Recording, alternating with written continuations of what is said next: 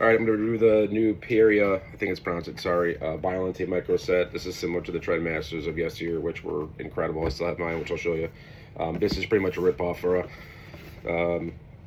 a nod to that and the, Mad Mighty Max and Polly Pocket shit of yesteryear. So I'll review Godzilla first. They're pretty big. This one I think is the better one. His nose is missing. I'll tell you why in a minute. But that's the head.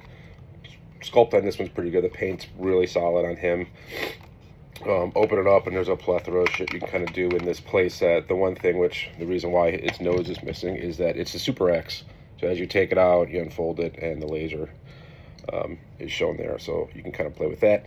Mine's broke. There's supposed to be there's a magnet that kind of ties into the playset. You place it on there, it lights up. It don't work. There's lights on Violante. It don't work. So that's my first rub on this playset. Godzilla sculpt is actually pretty solid. It reminds me a little bit of those eggs that Bandai did a couple years back. Mine has paint globs all over it, which really pisses me off. But I guess it is what it is. For $200, you'd think this thing would be spotless. It is not. There's some crazy weird seams on this too. There's like you probably can't see it, but there's like a weird patch here.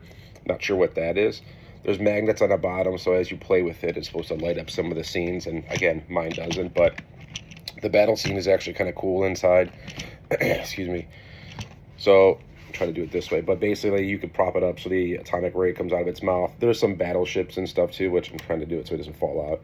They move around a little bit. The water's clear. There's a broken ship there, which is rad. There's some stuff in the background, like there's a...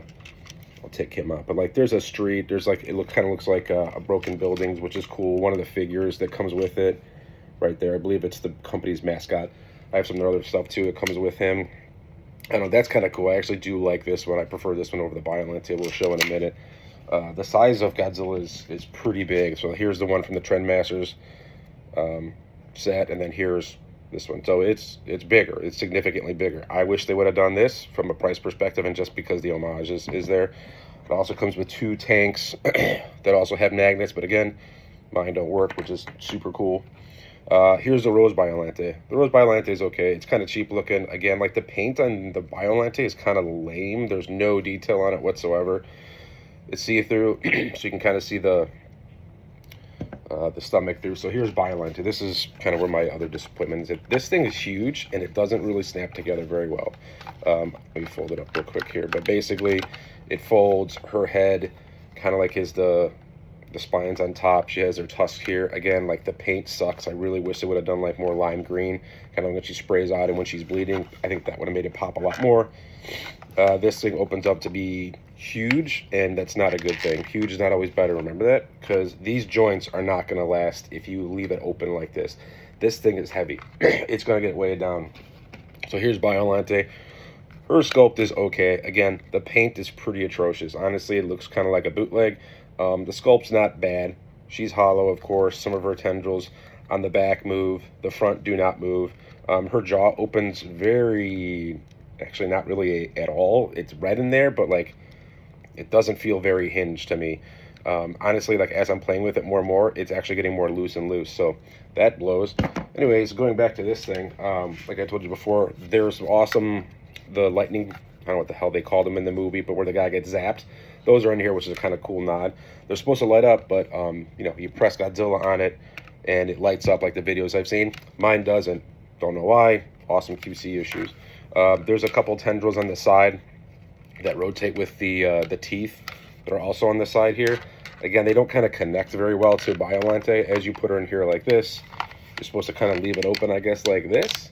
But then why have the tendrils there? They could have been on the base and really popped up or something like that. So overall, I know this is a long video, but this shit's not cheap. I think in the Godzilla store is $1.50. I thought you got free shipping. I had to get mine from Sunny Studio because I thought Captain Sherbert was going to cancel all fucking China stuff, and it didn't, so I had to pay a little bit more. I think mine was $189, but overall, if you have gobs of money and you are a diehard fan for the Trendmaster stuff, I'd say, yeah, you could probably get these.